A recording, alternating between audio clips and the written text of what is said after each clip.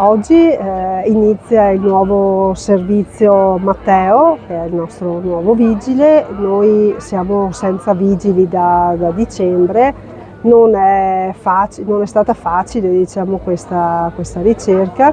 Abbiamo comunque trovato una persona che valida, lui ha fatto il concorso e quindi è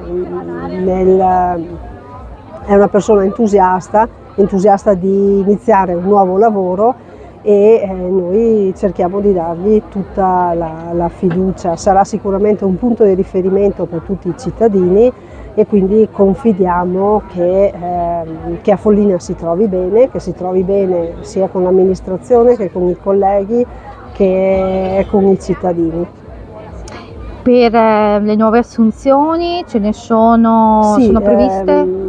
Noi ci sarà in un secondo momento l'arrivo di un secondo vigile, ci stiamo lavorando e intanto diciamo, siamo contenti di questo traguardo che, come dicevo, non è stato facilissimo.